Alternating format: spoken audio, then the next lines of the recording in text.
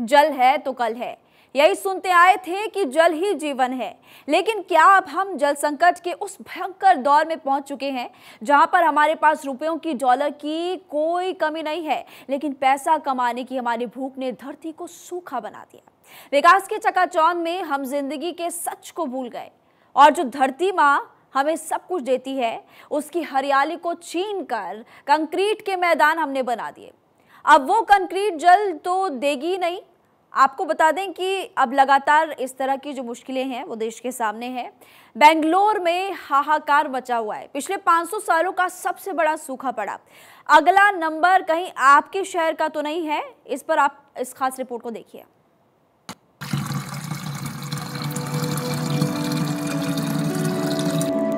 ज से जगत, ज से जीवन,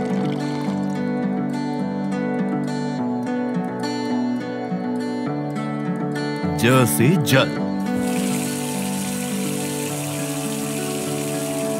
और जल है तो कल है।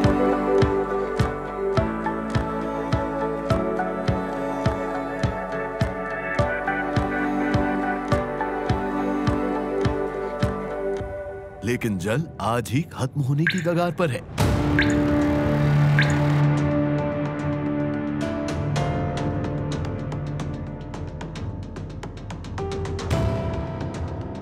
कल तो तब आएगा ना जब आज जल जीवन बचेगा।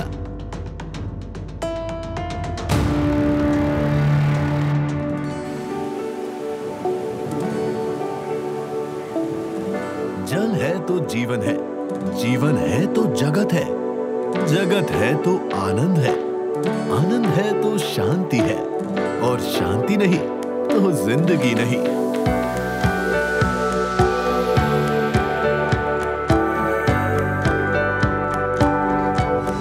क्योंकि इन सब का मूल जल है और भारत में जल संकट की शुरुआत हो चुकी है। देश के बड़े बड़े शहर अब जल विहीन हो रहे हैं।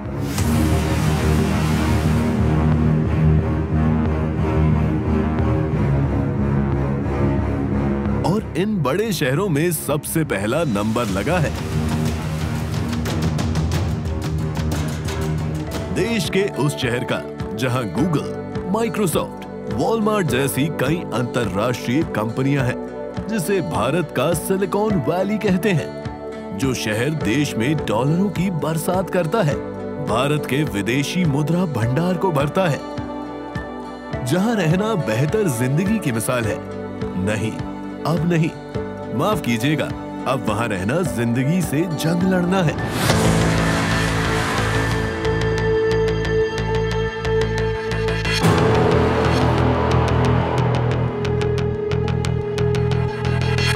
क्योंकि 1.4 करोड़ की आबादी वाले बेंगलुरु में अब गंभीर जल संकट पैदा हो चुका है।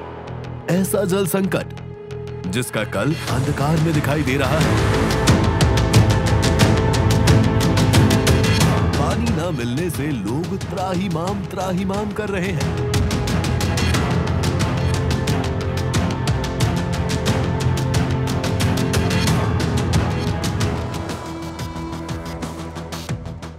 याद रखना भारत के लोगों, अगर यूं ही जल की होगी बर्बादी तो नहीं होगी कोई आबादी।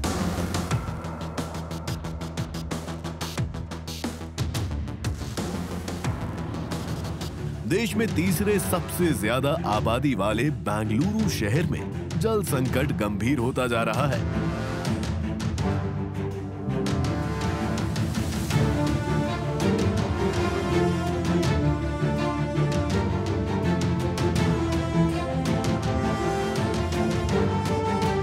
इस कारण यहां रहने वाले करीब 1.4 करोड़ लोगों में से एक वर्ग वैकल्पिक समाधान तलाशने के लिए मजबूर है। कई लोग शहर से पलायन करने लगे हैं। दूसरी ओर जो लोग घर खरीदना चाहते हैं वो अपना मन बदलने लगे हैं।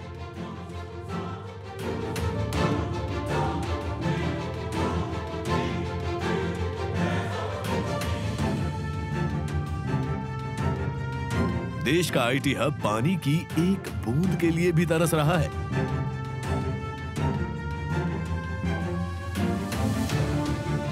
पैसा खर्च कर बड़ी बड़ी इमारतें बनाई गईं। उनमें आलीशान बाथरूमों का निर्माण किया गया, लेकिन अब उन शावरों से पानी आना ही बंद हो चुका है।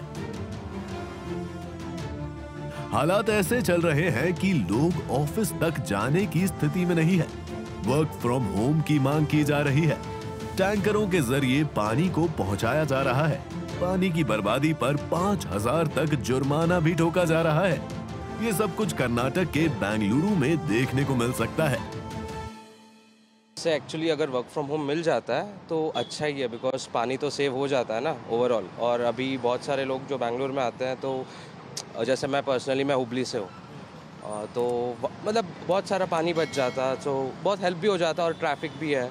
तो ओवरऑल एक पॉजिटिव नेट पॉजिटिव ही रहेगा अगर वर्क फ्रॉम होम मिलता है तो। एम्प्लॉयज़ को क्या चाहिए होता है, एक रिलीफ चाहिए होता है ट्रैवलिंग वगैरह से, तो वो किसी भी वजह से मिल रहा है तो वो अच्छी बात है। पानी की वजह से ऑब्वियसली स्कार्सिटी तो हो रही है बेंगलोर में, जितना मैंने नोटिस किया है पानी का, तो अच्छा है। अगर घर से काम करेंगे तो ऑब्वियसली अगर एम्प्लॉयज़ ऑफिस में जाते हैं, वहाँ पे ज़्यादा पानी स्पेंड होता है, हर चीज़ खर्चा होता है पानी वगैरह का, तो घर से मिले तो ज़्यादा बेटर है हर एक चीज़ में। कम होती बारिश और भूजल के स्तर का लगातार गिरना बेंगलुरु की हालत के लिए जिम्मेदार है। बेंगलुरु को 145 करोड़ लीटर पानी कावेरी नदी से मिलता है। 60 करोड़ लीटर पानी बोरवेल से आता है। अब ये दोनों ही स्रोत सूख रहे हैं और आईटी हब में हाहाकार मच चुका है।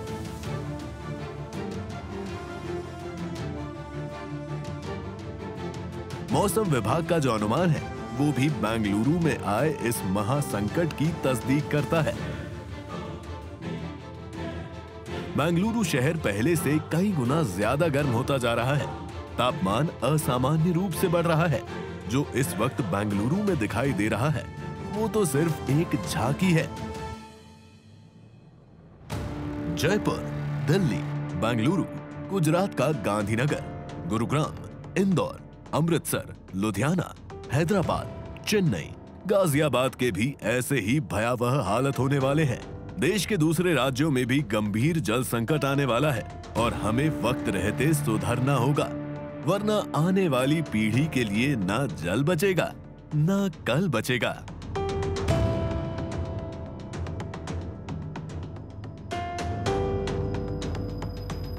कई रिपोर्ट्स, कई स्टडीज की जा चुकी हैं। सभी का संकेत साफ है।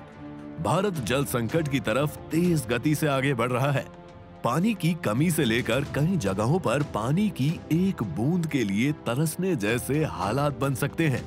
ये कोई एक दिन में नहीं होने वाला है, लेकिन जैसी प्रैक्टिस देखने को मिल रही है, समय के साथ भारत एक खतरनाक दलदल की ओर अग्रसर है। भारत में पूरी दुनिया की 17% आबादी रहती है, लेकिन उस अनुपात में जब पानी की बात की जाए तो वो सिर्फ 4% के करीब बैठता है। हैरानी की बात है कि भारत में पूरी दुनिया का सिर्फ 4% शुद्ध जल का स्रोत है। ये आंकड़ा ही बताने के लिए काफी है कि हालात कितने विस्फोटक हैं और डिमांड की तुलना में सप्लाई कम चल रही है।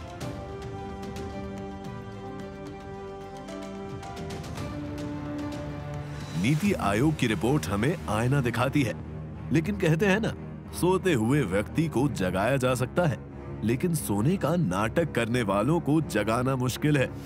वही हालत कुछ हमारी है। नीति आयोग की CWMI रिपोर्ट के मुताबिक भारत में हर 2 लाख लोगों की मौत होती है, सिर्फ इसलिए क्योंकि उन्हें साफ पानी नसीब नहीं होता। इसी तरह 75% घर इस देश में ऐसे चल रहे हैं जहां आज भी पीने का पानी नहीं आता है। 2030 तक तो देश की 40% आबादी के पास पीने का पानी ही नहीं होगा। ये खतरनाक ट्रेंड बता रहा है कि भारत में जल संकट सिर्फ गंभीर नहीं, जानलेवा भी साबित होने वाला है। अभी जो लंबी कतारें दिख रही हैं, वो सिर्फ एक बड़ी और खतरनाक पिक्चर का ट्रेलर है।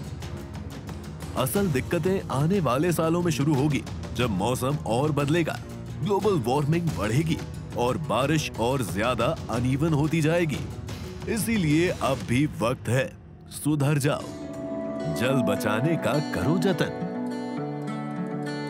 ये है जीवन का अमूल्य रत्न। सब मिलकर करो सहयोग, पानी का न करो दुरुपयोग। आने वाले दिनों में पीने के पानी की तो भारत में किल्लत बढ़ेगी। ये नहीं भूलना चाहिए, देश ग्राउंड वाटर भी जरूरत से ज्यादा निर्भर चल रहा है। यहाँ भी पूरी दुनिया का 25% ग्राउंड वाटर तो भारत ही इस्तेमाल कर रहा है। उधर भी 70% ग्राउंड वाटर प्रदूषित बताया जा रहा है। इस बात की तस्दीक तो ये आंकड़ा भी करता है कि वाटर क्वालिटी इंडेक्स में भारत 122 में से 120वें पायदान पर आता है।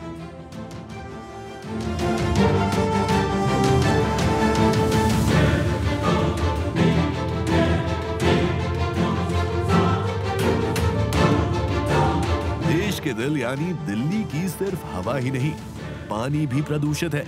इस पर तो कई बार रिपोर्ट्स भी आ चुकी हैं।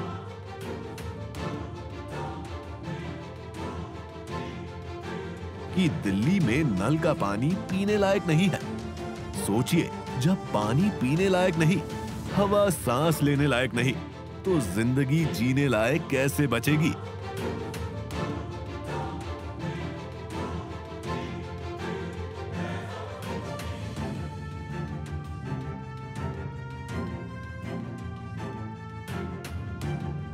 जनता को मुफ्त पानी की उतनी जरूरत नहीं है जितनी जनता को साफ पानी की जरूरत है।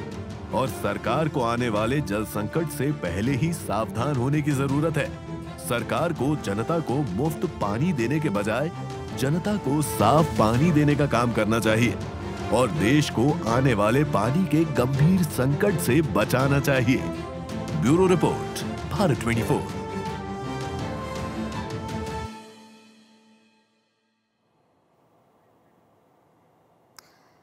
देखिए, ऐसी बात नहीं है कि पानी का जो संकट है ये पहली बार आया। दरअसल ऐसा संकट पहले भी आ चुका है, लेकिन हम इतनी गहरी नींद में सोए हुए हैं कि हमें दिखाई तब देता है जब हम पर मुसीबत सामने आ जाती है। तभी हमें समझ आता है कि हम जागरूक हो चुके हैं। चेन्नई 2019 में भीषण जल संकट से गुजर चुका है। हालात ऐसे हो गए थे कि वहां पर वाटर ट्रेन से पानी पहुंचाना पड़ा। दरअसल देश के छठे सबसे बड़े शहर चेन्नई को पानी की आपूर्ति वहां के 4 जलाशयों से होती है जो सूख गए थे। मॉनसून में देरी के कारण संकट विकराल हो गया। इस कारण सरकार को रोज 1 करोड़ लीटर पानी ट्रेन से मंगाना पड़ रहा था, जिसके लिए 66 करोड़ रुपए खर्च भी हुए। हैदराबाद में भी जल संकट की आहट सुनाई दे रही है। वहां पर पानी के 2 प्राथमिक स्रोत है, नागार्जुन सागर जलाशय कृष्णा नदी से जो आता है और दूसरा येलमपल्ली यानी कि गोदावरी नदी से आने वाला। इस दोनों जलाशय में जलस्तर खतरनाक रूप से कम है। कई इलाकों में तो पानी के टैंकर्स की मांग अचानक से बहुत ज्यादा बढ़ गई है। आप ये समझ सकते हैं कि 10 गुना तक वहां पर सप्लाई की डिमांड बढ़ गई। मणिकोंडा इलाके में तो जल संकट के चलते लोग सड़क पर उतरकर प्रदर्शन भी करने लगे। हाल ही में नीति आयोग की रिपोर्ट में यह अनुमान लगाया गया कि साल 2030 तक भारत के करीब 10 शहरों में भारी जल संकट देखने को मिल सकता है। रिपोर्ट में जिन शहरों का नाम शामिल है, एक एक करके आपको सभी जगहें बताते हैं, जैसे कि जयपुर, दिल्ली, इस लिस्ट में बेंगलुरु का नाम भी शामिल है, गुजरात का गांधीनगर, गुरुग्राम, साइबर सिटी गुरुग्राम का नाम भी इसमें शामिल है, इंदौर, पंजाब का अमृतसर, लुधियाना, हैदराबाद, चेन्नई, गाजियाबाद भी इसमें शामिल है। मतलब वो शहर जहां पर विकास सबसे ज्यादा हुआ। अभी भी मौका है, जल है तो कल है। आज नहीं बचाएंगे तो आखिर कल भी नहीं मिल पाएगा। इसलिए जल जीवन को मिशन आप बनाइए। पानी की बूंद बूंद को बचाना चाहिए ताकि आपका भविष्य जो है वो सुरक्षित रहे। देखिए, देश का आईटी हब पानी की बूंद के लिए लगातार तरस रहा है। करोड़ों अरबों खर्च कर बड़ी बड़ी आलीशान इमारतें तो वहां पर बना दी गई, लेकिन आलीशान टॉयलेट्स का निर्माण किया गया। उन शावरों से पानी आना ही अब बंद हो चुका है। हालात ऐसे चल रहे हैं कि लोग ऑफिस तक जाने की स्थिति में नहीं है। वर्क फ्रॉम होम की मांग की जा रही है। टैंकरों के जरिए पानी को फिलहाल वहां तक पहुंचाया जा रहा है। उधर आपको बता दें कि घोटाला होने भी अब शुरू हो चुके हैं। 600 का टैंकर 2000 में बिक रहा है। लोग पानी की कमी से इतने ज्यादा परेशान हो गए कि बेंगलुरु छोड़ने की सोच रहे हैं, क्योंकि कई दिन तक पानी ना मिलने की वजह से ना तो वो नहा पा रहे हैं, ना अपने कपड़े धो पा रहे हैं और डर रहे हैं कि गर्मी में नहीं नहाएंगे तो हम बीमार ही पड़ जाएंगे ना। 7000 गांव में पानी खत्म हो चुका है। जैसे जैसे गर्मी बढ़ेगी पानी की जरूरत बढ़ेगी। बारिश फिलहाल होती हुई तो नजर नहीं आ रही है, लेकिन आने वाले कुछ दिन कहे या फिर 2 महीने बहुत ही मुश्किल भरे वहां के लोगों के लिए होने वाले हैं। कपड़े धोने को पानी नहीं, हम स्नान करने के पानी नहीं, पीने के लिए भी नहीं है। पीने की भी नहीं। आप कितने दिनों से नहीं नहा पाई हैं बिना पानी के कारण? 4 महीने नहीं भैया। 4 महीने।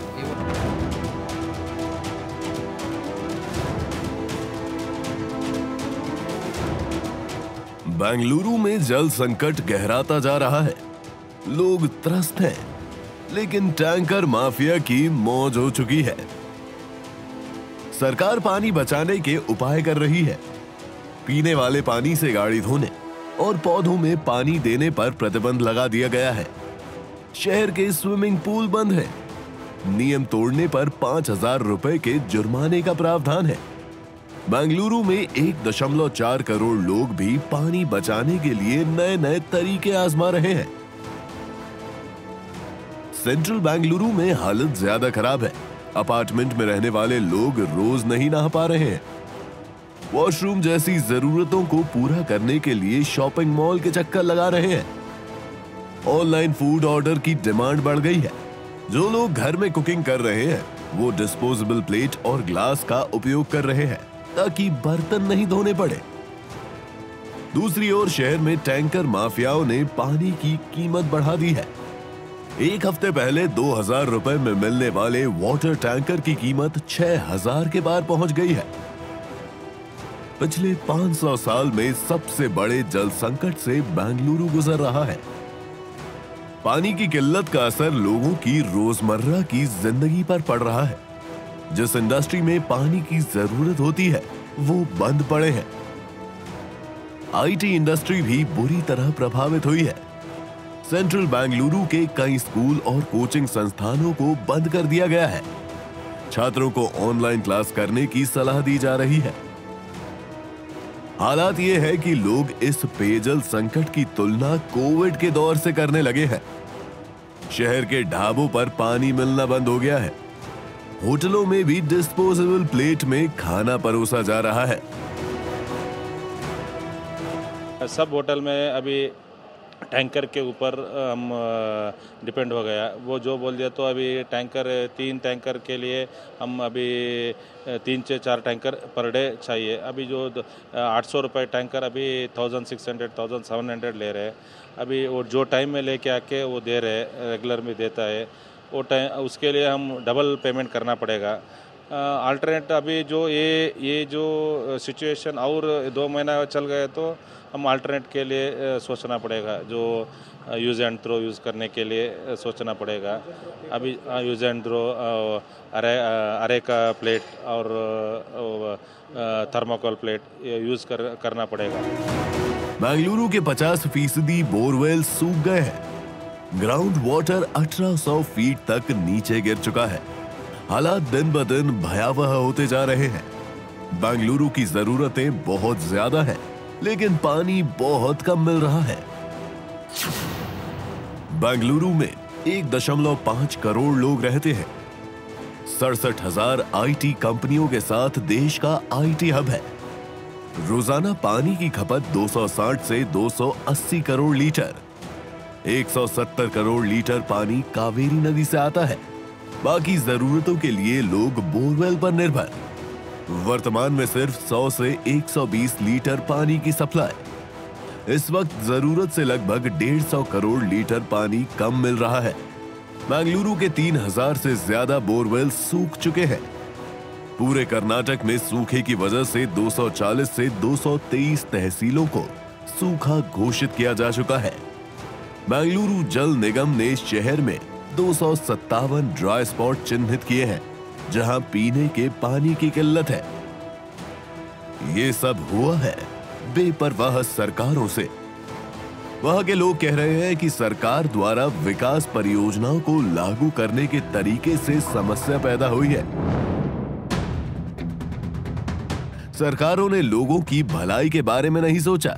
सरकारों का ध्यान सिर्फ अपार्टमेंट और सड़कों के निर्माण पर रहा। लेकिन हमें भूजल स्तर पर काम करने की जरूरत है, जो कभी नहीं किया गया। हालत यह है कि ये जल संकट की वजह से कुछ लोग तो पिछले 1 महीने में सिर्फ 5 बार ही नहाए हैं। आते नहीं, पानी नहीं पकड़े आप नहा भी नहीं पा रही हैं? नहीं भैया, पीने के लिए पानी नहीं है? कितने दिनों से दिक्कत है आप लोगों को? कपड़े धोने के पानी नहीं भैया। आप क्या कह रही, कपड़े धोने के लिए पानी नहीं है? कपड़े धोने को पानी नहीं, हम स्नान करने के पानी नहीं, पीने के लिए भी नहीं है? पीने की भी नहीं। कितने दिनों से नहीं है आप लोगों के? वो साल 3 महीने से। 100 रुपया एक ड्रम का? 100 रुपया एक ड्रम का, फुल टैंक का क्या 1000 रुपीज। 1000 रुपये। सरकार से कोई मदद नहीं मिल पा रही? नहीं, को कुछ नहीं करेगा भैया, इष्ट मात्र 100 रुपीज। अच्छा, इतना पानी का आपने 100 रुपये पे किया है। अब आप सोच रहे होंगे कि आखिर बेंगलुरु इस हालत में कैसे पहुंचा, तो आपको बता दें कि 1961 तक बेंगलुरु में 262 झीलें और 70% हिस्से में हरियाली थी, इसलिए इसे गार्डन और लेक सिटी भी कहते थे। अब सिर्फ 81 झीलें बची है और महज 3% हिस्से में हरियाली। 94% हिस्से में कंक्रीट जंगल खड़े हैं। अब कंक्रीट के जंगलों से पानी तो बचेगा नहीं, इसीलिए समस्याएं कम होने की जगह सिर्फ बढ़ती जा रही हैं, जिसके 3 बड़े कारण हैं। पहला है बारिश की कमी, दूसरा कारण है भूजल यानी जमीन के नीचे पानी के स्तर में गिरावट, और तीसरा अपर्याप्त और अनप्लान्ड इंफ्रास्ट्रक्चर। बारिश में कमी और भूजल का स्तर गिरना दोनों एक दूसरे से कनेक्टेड हैं। अगर बारिश कम होती है तो निश्चित तौर पर पानी को स्टोर करने वाली नेचुरल जगह है जैसे नदी, झील, कुएं, तालाब आदि में पानी कम होना शुरू होगा। पानी के नेचुरल स्टोरेज सीधे तौर पर ग्राउंड वाटर माने भूजल से जुड़े होते हैं। भूजल स्तर के नीचे जाने की एक बड़ी वजह यह भी है कि समुद्र तल से बेंगलुरु की ऊंचाई 920 मीटर है। इतनी ऊंचाई पर जमीन के नीचे का पानी और भी नीचे चला जाता है। दूसरी वजह है बिना प्लानिंग के बिल्डिंग्स और इंफ्रास्ट्रक्चर का विकास। पिछले कुछ दशकों में बिल्डिंग्स और हाउसिंग सोसाइटीज बनाने के लिए बेंगलुरु और उसके आसपास के तमाम जलाशयों को पाटकर समतल कर दिया गया। लिहाजा समय के साथ जलाशयों की संख्या कम होती गई, पर शहरीकरण इस कदर जोरों पर था कि न सरकार न उन बिल्डर्स को ध्यान रहा कि आबादी बढ़ने के बाद उनकी पानी की जरूरत को कैसे पूरा किया जाएगा, और आज इसका खामियाजा पूरी आबादी भुगत रही है। तीसरा, पिछले 10 सालों में बेंगलुरु ने जिस तरह से विस्तार किया है और उसका फॉरेस्ट कवर 38% से घटकर 20% से भी कम हो गया है, लिहाजा मॉनसून से पहले अप्रैल में जो बारिश हुआ करती थी वो अब नहीं होती। पानी के नेचुरल स्टोरेज और उनकी घटती संख्या भी एक बहुत बड़ी चिंता का विषय है। जल निगम के मुताबिक शहर में 10,995 बोरवेल, इनमें से 3,700 सूखने की कगार पर हैं। 1,214 पूरी तरह सूख चुके हैं। कई जगह बोरवेल खोदने के निर्देश दिए गए हैं। तमाम बहुमंजिला इमारतों के रहवासियों को आधी बाल्टी पानी में नहाने और आधी से टॉयलेट साफ करने के निर्देश दिए गए हैं। 3 महीने से आप लोग कह रहे हैं प्रॉब्लम है, लेकिन कोई सरकार 4 महीने से तो सरकार से कोई हेल्प नहीं मिला अभी तक? नहीं हेल्प नहीं। 2 ड्रम ने 2 टाइम काले कर दो, नहीं आता है, नहीं पानी पूरा काले 2 टाइम। तो टेंडर उसको फोन करेंगे। वो एक ड्रम का 100 रुपये टैंकर। ये घर से 100 रुपये लेता है एक टैंक। एक टैंकर 100 रुपये लेता है। उसके लिए 100 रुपये लेता है। ये अभी इसका 300 रुपये जाता है। मतलब आप रोजाना कम से कम नहीं भैया, इसमें पानी नहीं है। देखिए ये जो ड्रम है ये खाली है क्योंकि इनके पास इतना पैसा नहीं है। एक इसको फुल करने के लिए 1000 रुपया देना पड़ेगा। ये जो 3 टैंक आप देख रहे हैं ड्रम, इसको पूरी तरह से ये खाली है क्योंकि इसे फुल करने के लिए उस टैंकर से अगर पानी लेकर ये आते हैं, जो सामने टैंकर आपको दिख रहा होगा ट्रैक्टर से आती हुई, वो प्राइवेट टैंकर है जो बेचती है पानी, वो 1000 रुपये लेगी तब इस टाइप के जो ड्रम है वो भरा जा सकता है। ये जितने ड्रम है, देखिए मैं सोच रहा था कि ये पानी से भरा हुआ है, पानी इन्होंने स्टॉक करके रखा हुआ है खरीद कर, लेकिन देखिए दरअसल ये सभी जो ड्रम है वो पूरी तरह से खाली है क्योंकि जाहिर सी बात है रोजाना मजदूरी करने वाले लोगों के पास उतने पैसा नहीं कि 1000 रुपये में एक ड्रम पानी खरीद सके। और कह रहे हैं, इनका कहना है कि पिछले 4 महीने से इसी तरह से जल संकट से बेंगलुरु जूझ रहा है और इन लोगों के पास ना तो पीने की पानी है, ना नहाने की पानी है, ना खाने के लिए पानी है। कर्नाटक के deputy CM DK Shiv Kumar का कहना है कि पिछले 30 से 40 सालों में हमने इस तरह का सूखा नहीं देखा है। हालांकि सूखे पहले भी आए हैं, लेकिन हमने इतने बड़े पैमाने पर तहसीलों को सूखाग्रस्त घोषित नहीं किया गया है। बेंगलुरु को अगले 5 महीनों के लिए 8-9 टीएमसी पानी की जरूरत है। पीने के पानी के संकट के कारण कर्नाटक की राजनीति भी गरमाने लगी है। कई इलाकों में लोग पानी के लिए सड़क पर उतर आए हैं। बीजेपी कार्यकर्ता रोजाना राज्य के अलग अलग हिस्सों में प्रदर्शन कर रहे हैं, जबकि राज्य सरकार केंद्र पर असहयोग का आरोप लगा रही है। कांग्रेस का आरोप है कि केंद्र सरकार सूखाग्रस्त कर्नाटक की आर्थिक मदद नहीं कर रही है, लेकिन हकीकत यह है कि कांग्रेस हो या बीजेपी, दोनों ने ही विकास की चकाचौंध में कर्नाटक में जल है तो कल है के नारे को सिर्फ कागजों पर ही रहने दिया और हरी भरी जमीन को सूखाग्रस्त बनाकर रख दिया। Bureau report, Bharat 24।